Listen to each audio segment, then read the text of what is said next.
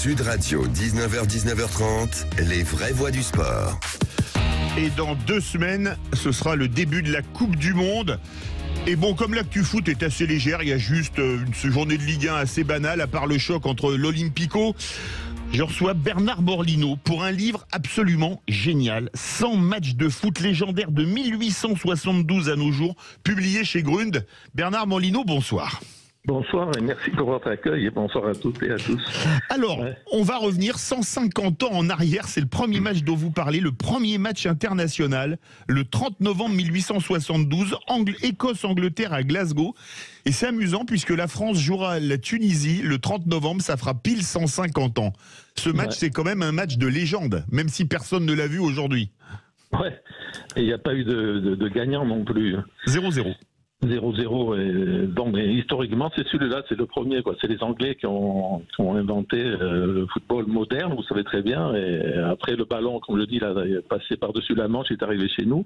Oui. Mais là, historiquement, c'est celui-là.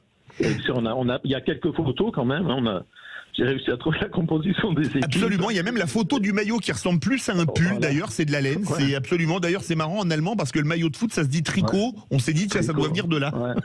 Et d'ailleurs, c'est formidable aussi l'étude des maillots, etc. Parce que avant, vous imaginez un peu la pluie, tout ça, la transpiration, ça pesait des kilos finalement.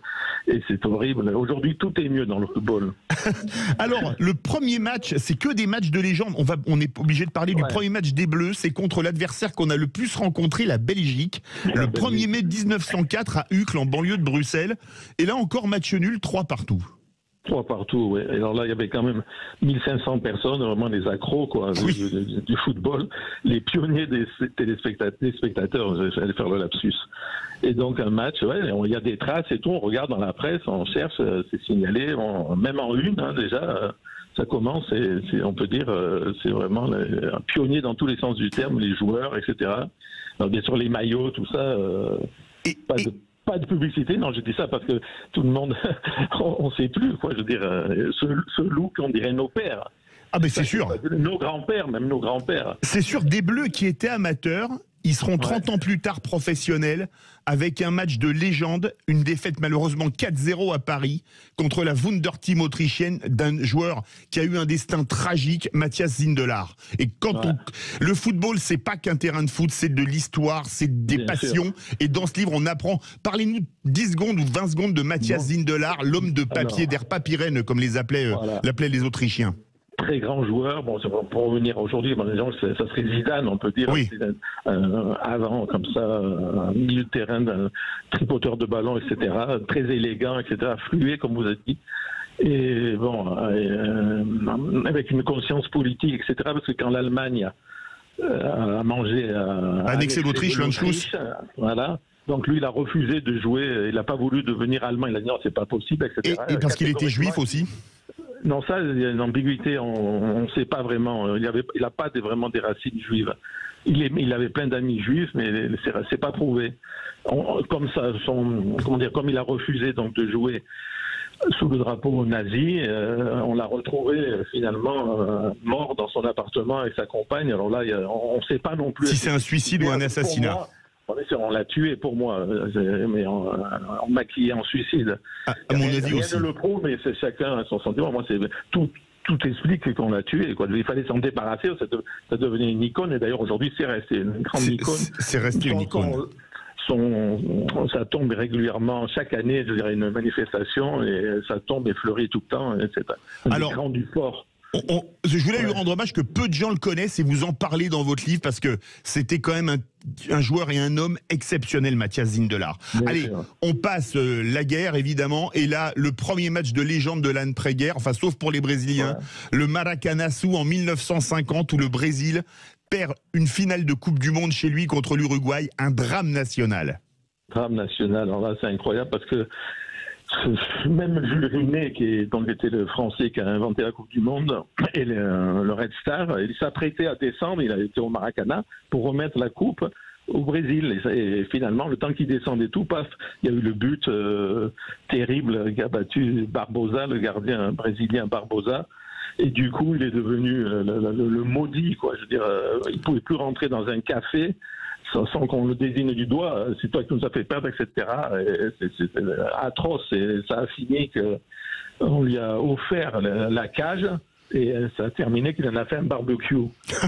Incroyable. Moi, j'avais lu une anecdote racontée par Moacir Barbosa, le gardien brésilien, à qui on reprochait le deuxième but, où il était au marché à Rio 20 ou 25 ans après la finale, et il entend une mère qui dit à son fils, tu vois, lui, c'est l'homme qui a fait pleurer tout le Brésil il y a 20 ans ou 25 ans. C'était terrible. Et c'est vrai en plus, parce que vraiment, à la maison en plus, perdre à la maison, ça a pris des proportions. Alors après, il y a tous les fantasmes. On dit qu'il y a des gens qui se sont défenestrés, tout ça, pour ça, j'en sais rien. Mais en tout cas, c'est la grande blessure. Il a fallu attendre, c'est pour ça que Pelé est tellement aimé, il a fallu attendre 58 pour que le... Justement, on va avancer de 4 ans après le Maracana sous le miracle de Berne, la fabuleuse équipe de Hongrie qui mène 2-0 au bout de 10 minutes et qui est renversée par la RFA. Ça, c'est encore formidable. Ce Puskás, c'est un de mes héros du livre. Et Puskás, en match éliminatoire de cette même Coupe du Monde, la Hongrie a battu l'Allemagne 8-3. Vous imaginez un peu. Et donc, c'était la bête à abattre. Et pendant la finale, bien sûr, ils se sont acharnés dessus, les Allemands. Et donc, là, ça devient politique aussi, parce qu'il ne fallait pas qu'un pays communiste, c'est toujours la politique, hein, il ne fallait pas qu'un pays communiste gagne la Coupe du Monde. Il ne fallait pas du tout. Donc ils se sont dit on va prendre l'Allemagne, etc. Bon, les Allemands ont fait ce qu'ils pouvaient. Et ben, ils ont été avantagés, mais c'est terrible parce que Puskás a mis un but égalisateur en plus dans le match. On peut voir ces matchs, là je parle comme si on peut les voir. On peut les voir sur les réseaux sociaux, peut-être qu'on en parlera, mais on peut les voir tous ces matchs. Et donc voilà, Puskás a été battu et c'était pour moi le drame, c'est ça. Et les Allemands, ils ont tout reconstruit. Parce que c'était leur image. D'après ce match, l'Allemagne est redevenue grande, etc. Ils se sont refait santé sur ce match. On va parler justement 13 juin 56, 2 ans plus tard, vous en parlez, la première finale de la Coupe des Champions. Le Stade de Reims qui mène 3-2 contre le Real Madrid à 25 minutes de la fin et qui perd 4-3. Éternel regret. Éternel regret. C'est ça qui est fascinant dans le football. C'est ces matchs qu'il ne faut pas perdre. Imaginez-vous un peu. Si c'était Reims qui avait gagné, ça a changé vraiment, je veux dire, la face du monde du football français, c'est sûr. Je veux dire, depuis, vous savez, on n'a gagné qu'une seule, c'est Marseille en 93. Oui. Et là, c'est le match vraiment qu'il fallait pas perdre. Et ils ont perdu en plus. C'était donc en France, au Parc des Princes, vous imaginez. Ah oui, vraiment, ça avait été... Le football, c'est très dur, c'est beau, mais c'est très très dur. C'est très dur. On va avancer plus loin dans le temps. 1970, certains disent que c'est la plus belle Coupe du Monde, avec un Italie-RFA en demi-finale, 4-3. Peut-être le plus grand match de la Coupe du Monde jusqu'à un match dont on va parler un peu après. Ouais, celui-là, c'est quelque chose. Et donc, match nul, etc., les prolongations, un stress terrible. Il a été diffusé, bien sûr, en direct, mais moi, je ne l'ai pas vu, fatalité, parce que j'avais le bac. Alors ma mère m'a dit tu peux pas voir ça, c'était la télé, on l'avait depuis 2-3 ans, mais je l'ai pas vu, mon frère m'a tout raconté, bon, fermons la parenthèse, mais c'est terrible. Et donc c'est encore plus mythique pour moi. Et après, je veux dire, là, il y avait un suspense de folie. C'est le match aussi au Beckenbauer, le grand monsieur de terrain, a joué avec le bras attaché dans le dos parce qu'il était blessé, à l'époque on pouvait pas remplacer. Et donc c'est cette figure est devenue le Kaiser dans le monde entier. Et comme je dis, un suspense Hitchcockien. C'est un des plus grands matchs. Pour moi, je l'ai situé, c'est le plus grand match du XXe siècle. Bon, là, on aura un écart, mais... C'était avant, comment dire, préfigure le France-Allemagne de Séville, pour nous, 82. Oui, mais ça, on va en parler après de 82. Bernard Morlino, il y a un match dont vous parlez que personne ne connaît en France, mais tout le monde connaît, une chanson qui est née de ce match, on l'écoute.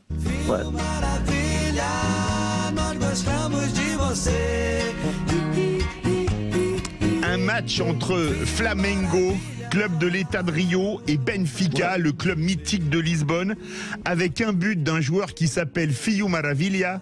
Et cette chanson en version originale par Jorge Benjor raconte ce but sensationnel, et vous racontez ce match dans votre livre. Ça, c'est incroyable. Moi, c'est pour ça que ça m'a plu de chercher ces matchs comme ça, qu'on sort, qu'on trouve, qu'il faut chercher comme un détective. Et celui-là, il est formidable parce que ce joueur, comme vous avez dit, Joao Batista de Sales, surnommé Donc, Fio Maravilla, ça veut dire fil merveilleux, fil fantastique, il était longiligne comme ça. Et donc, il est rentré en cours de match. C'est un match de gala, un match amical. Oui. Faut voir, on se remet en 72. Hein. Le stade n'était pas plein parce que c'était pas un duel flaflou, je veux dire, c'était pas un derby Carioca, donc les Brésiliens ils sont très chauvins encore plus que nous, et donc c'était quand même contre le double champion d'Europe, parce que Benfica avait gagné 2 fois la Ligue des Champions. Absolument. Donc, match amical, ça commence machin. 61 et 62 de mémoire. Voilà, très serré, le match est très serré. Et Fio Maravilla, c'était le chouchou de Maracana. Flamengo, de l'équipe de Flamengo. Et il est rentré à la 70e minute en cours de jeu. Donc, et c'est lui qui a débloqué le match. Il a fait des dribbles, tac, tac, tac, il arrive. Et ce qui a frappé, il y avait dans le stade, donc il y avait le chanteur, oui. Jorge Benjor. Et lui, il a dit, c'est merveilleux parce que il a marqué avec distinction, il n'est pas rentré un peu comme Romario, lui rentré là, avec le ballon dans la cage. Lui non, alors il a écrit, il a dribblé le gardien de but sans entrer dans la cage avec le ballon parce qu'il est resté humble. Absolument, exactement. Et après Nicoletta a fait, donc cette chanson lui plaisait, elle a fait la version Ton père c'était le soleil. Il nous reste Bergman, le parolier c'était Boris Bergman, voilà. Il nous reste 1 minute 30. Alors on parle de Saint-Étienne-Kiev. Bon, pour moi le plus grand c'est Séville, France RFA 82. Vous êtes d'accord ou pas? Oui, bien sûr, pour nous Français c'est une blessure. Même en 98 quand la France a gagné, ça ne l'a pas effacé. C'est sûr. Mais pour résumer, si vous voulez, j'ai fait ce livre parce que je me suis aperçu, maintenant c'est évident que les footballeurs ont remplacé les acteurs dans la mémoire collective, etc. Et pour moi, les matchs, quand je vois une composition d'équipe et tout, c'est comme un générique de film, ce sont des films d'abord ces matchs. Et comme je dis, on peut les voir, il ne faut pas croire que tout est effacé.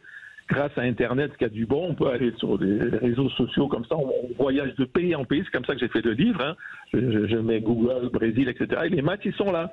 On peut les voir, ils sont pas fanés, il y en a qui sont en bonne qualité. Moi, je les mets sur ma télévision et c'est fabuleux. Bernard Morlino, il nous reste même pas 1 minute. Moi, j'ai lu votre livre avec passion. Ouais. Sur ces 100 matchs, pour vous, c'est lequel le plus grand? Pour moi, le plus beau, le plus grand, c'est la finale de la Coupe du Monde 70. Brésil-Italie. Brésil-Italie, ouais. Brésil-Italie, là, c'est vraiment la chair de poule, parce que la composition de l'équipe du Brésil, elle est tombée par terre. Ah oui. L'Italie aussi, c'était très, très serré. Ce but magnifique de Pelé, le premier quand il s'élève, comme ça, on dirait qu'il est suspendu. Il a une tête, on dirait qu'il est suspendu. Et moi, le milieu de terrain, Gerson, Trivellino, Tostao, Pelé. Clodoaldo. Je t'en prends pas. Ah oui, ça fait vraiment rêver. Merci beaucoup Bernard Morlino. Alors, pour la Coupe du Monde et pour Noël, voilà un super cadeau. 100 matchs de foot légendaires de 1872 à nos jours, publiés chez Grunt. Il y a des photos, des anecdotes, et on peut même chanter Fio Maravilla de Jorge Benjor. Merci beaucoup Bernard Morlino. On était sur le ballon rond. Tout de suite, on part sur le ballon ovale pour la soirée de Pro D2 avec la Dream Team de rugby de Sud Radio. On se retrouve lundi 17h avec Cécile de Minibus dans Les Vraies Voix.